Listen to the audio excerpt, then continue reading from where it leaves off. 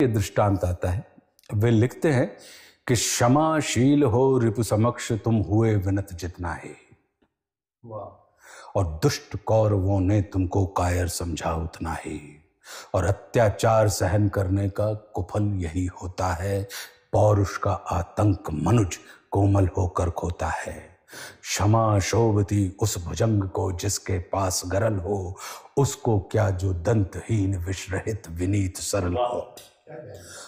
अब आगे लिख रहे हैं, इसमें दृष्टांत कौन सा दे रहे हैं कि जब परमात्मा श्री राम लंका के लिए प्रयाण कर रहे हैं, समुद्र के किनारे बैठे हैं और 100 योजन समुद्र उनके सामने खड़ा है, और चूंकि वो विनय, वो नमन की शक्ति में विश्वास करते हैं परमात्मा श्री राम, तो उनका ये मानना है कि प्रार्थना कर लो तो शायद प्रार्थना से सिंधु जो है, समुद्र जो है, वो हमको रास्ता दे देगा।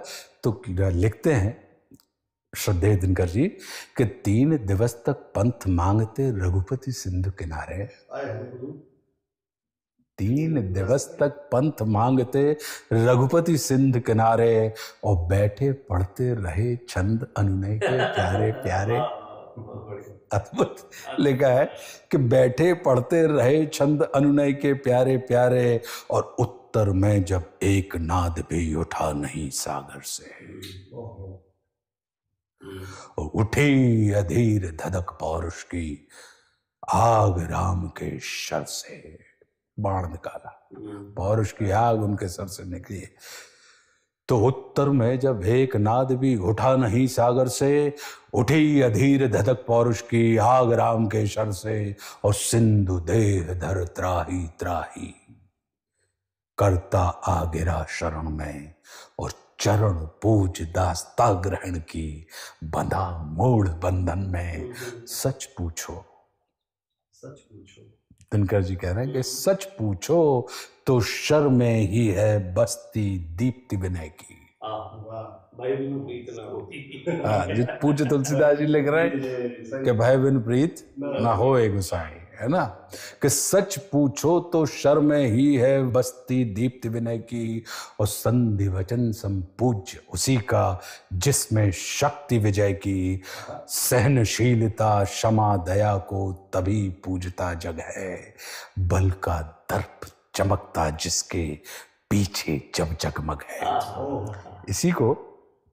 इसी दृष्टांत को हमने आल्हा की तर्ज पे लिखा था, क्योंकि अब हम बुंदेलखंड के हैं, तो हमने इसको हमारे अपने यहाँ आल्हा गाया जाता है।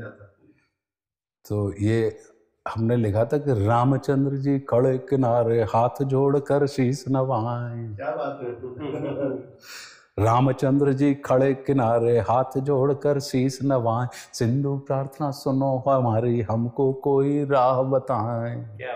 बैठे और जलधि बंधे थे रावण बल से, समुद्र जलधि के जलधि बंधे थे रावण बल से, उनको बने समझ ना आए, गरज गरज के खूब उछल रहे, प्रभु राम को बहुत सताए।